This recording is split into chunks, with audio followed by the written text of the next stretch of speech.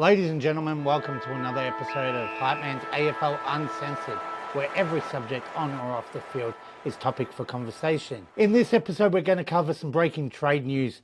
GWS gun Leek Alia on Monday, as in today, has requested a trade to St Kilda, despite being offered a 2-year contract extension by GWS. Whilst Jacob Weir has also requested a trade, expected to land at Port Adelaide. We'll watch that trade news very closely. St Kilda, what are you doing? Where are you getting all your money from? Have you robbed a bank?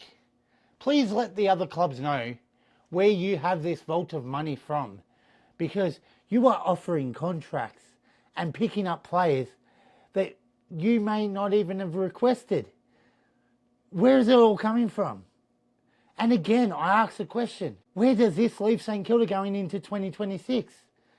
Do St Kilda play finals footy next year? With all the talent they've picked up, you'd want to think that they get deep into the finals next year. Meanwhile, the Cats are set to make St Kilda pay after Chris Scott has met with in-contract Rowan Marshall. Rowan Marshall is an in-contract St Kilda ruckman. He's got 2 years left remaining on his contract period. But he met with Cats coach Chris Scott. We'll wait and see how that unfolds.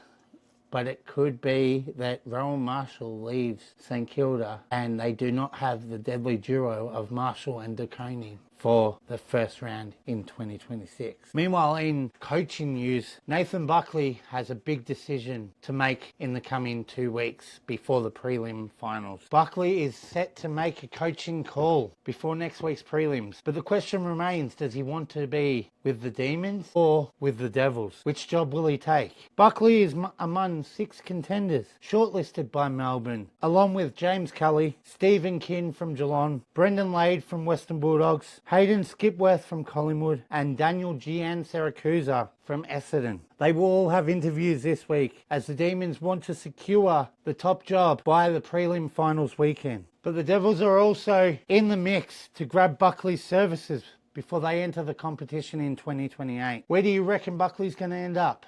Will he be the Melbourne Demons or the Tasmanian Devils head coach?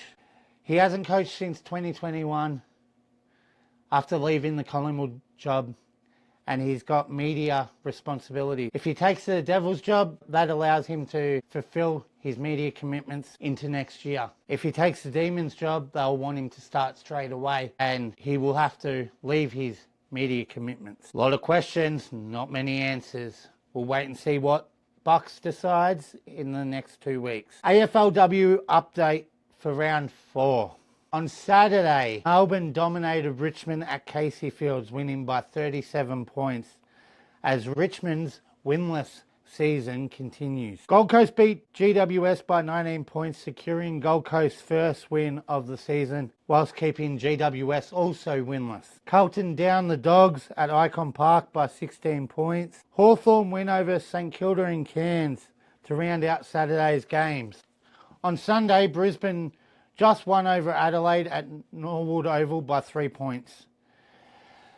Sydney comfortably beat Freo by 25 points, whilst North Melbourne remain unbeaten in 2025, getting over Collingwood at Arden Street. Geelong won their first game of 2025 with a 31-point win over Essendon. And to round out round 4, West Coast beat Port Adelaide by 19. I'm now going to go into each club's by club delisting and retirements of 2025 thus far. Keep in mind, Brisbane and Melbourne are the only 2 without any delistings or retirements so far in 2025. With Adelaide, you got Matt Crouch, who's retired. Carlton, you got Alex Sincotta, delisted. Tom De Koning, St Kilda, under free agency. Sam Doherty, retired. Orazio Fantasia, delisted. Harry Lemmy, delisted. And Jack Silvani, as we know, went to St Kilda under free agency. Collingwood, you got Will Hoskin-Elliott, retired. Essendon, you got Alwyn Davey Jr., delisted. Jai Menzie, delisted. Dylan Shield, delisted. Fremantle, Nate Fife, retired. Quinton Narkle, retired. Michael Walters, retired. Geelong, Mitch Duncan, retired.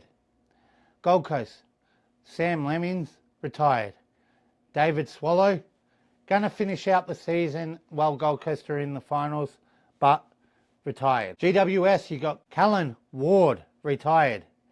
And Jacob Weir as a free agent. Hawthorn, you got Luke Bruce, retired. I am so glad that we're not going to hear the Bruce chant at Hawthorn games anymore. It just sounds like boo. Seriously, when you got 100,000 fans screaming it, it just sounds like boo. Anyway, North Melbourne, you got Miller Bergman delisted, Callan Dawson delisted, Eddie Ford delisted, and Bryn Teakle delisted. Port Adelaide, you got Rory Atkins, retired. Travis Boak, retired. Ryan Burton, delisted. Lockie Charlson, delisted. Jeremy Finlayson, delisted. Hugh Jackson, delisted. Jed McEntee, delisted. Willie Rioli Jr., retired. Dylan Williams, delisted. Richmond, Jacob Bauer, delisted. Jacob Blight, delisted. Mate Colliner, delisted. Jacob Kozinski, delisted. Camden McIntosh, delisted. St Kilda, you got Harry Boyd, delisted. Zane Cordy, delisted.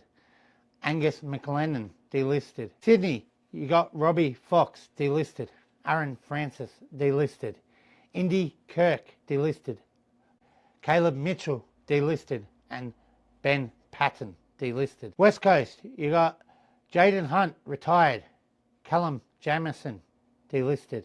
Jeremy McGovern, retired. Jack Petroselli, delisted.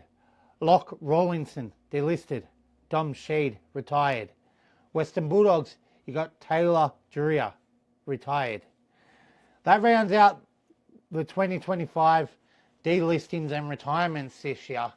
But there are a lot of players with a lot of potential that have been delisted that could find new homes elsewhere. Just to name a few: Camden McIntosh, Dylan Shield. There's a few out on that list that have been delisted that could find new homes.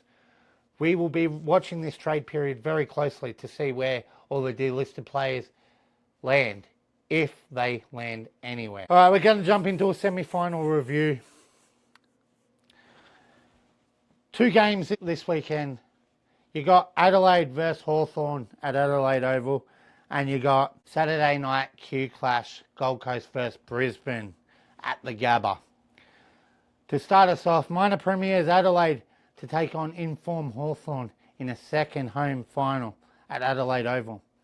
Hawthorn go into this game knowing Adelaide can be beaten at home, but history is against Hawthorn, as no minor premiership team has lost 2 straight finals since North Melbourne back in 1983. Will the Hawks make history, or will Adelaide be too powerful at home? Either way, the stage is set for an action-packed semi-final on Friday night. Saturday night sees a 3rd Q Clash for the 2025 season in what you expect to be a sellout game. There has been 2 Q Clashes this season with a win apiece between the 2 sides. Will Damien Hardwick's Suns continue their first finals appearance glory, or will Brisbane be too strong at the fortress known as the Gabba? For one Queensland side, there will be glory. For the other, tears. Bring on the action-packed weekend of semi-finals. Anyway, that's the end of this episode for Hypeman's AFL Uncensored. Cheers.